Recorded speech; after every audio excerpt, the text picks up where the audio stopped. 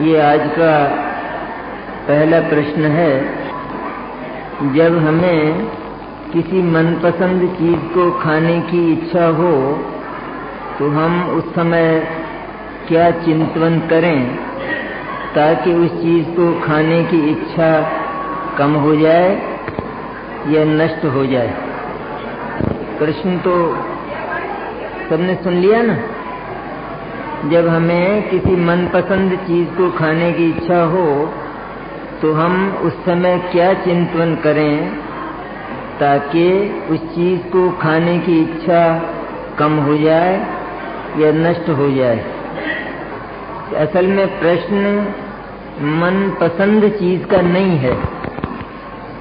प्रश्न ये है असल में कि चीज खाने योग्य है अथवा नहीं है।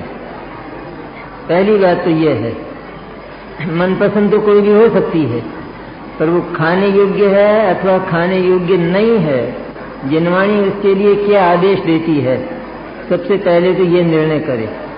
इसके बाद और बात, दूसरी बात कि वो खाने योग्य तो है, भले जिनवाणी भी उसकी आज्ञा देती हो, लेकिन वो मेरे खाने योग्य है अथवा नहीं, ये दूसरी बात।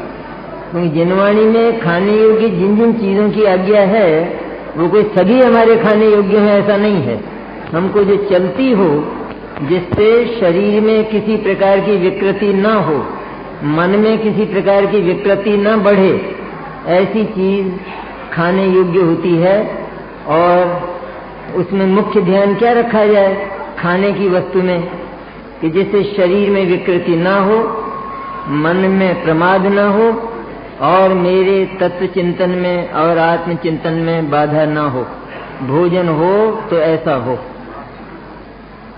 ये जवाब है इसका। और जो कुछ भी खाया जाए वो इस निर्णय पूर्वक खाया जाए कि आत्मा तो खाता ही नहीं है। इतना जरूर है कि ये बात निश्चित हो जाने पर कि आत्मा खाता नहीं है, खाना उसका स्वरूप नहीं है, खाने का विकल्प उसे जरूर होता है, क्योंकि यह उसकी सदा की आदत रही है।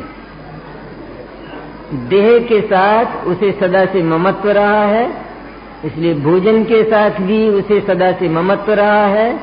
तो यह उसकी कोई अनादिकाल की आदत है कि उसे खाने का विकल्प तो होता है और होगा। पर सबसे पहली बात यह है कि आत्मा सचमुच खाता नहीं है। जब यह निश्चय होगा तो खाने के का विकल्प होने पर भी उस खाने के विकल्प के प्रति भी उसको ममत्व नहीं रहेगा। खाने के प्रति तो होगा ही नहीं, पर वो जो विकल्प भीतर होगा ना, मैं भोजन करूं, ये विकल्प होने पर भी इसके प्रति भी उसको ममत्व नहीं रहेगा। कैसे नहीं रहेगा होने पर भी? क्योंकि वो ये जानता है कि खाने का विकल्प यह आत्मा का कर्म नहीं है, कर्तव्य नहीं है, ये कुकर्म है, ये दुष्कर्म है। इसलिए दुष्कर्म के प्रति ममत्व उसको नहीं रहेगा।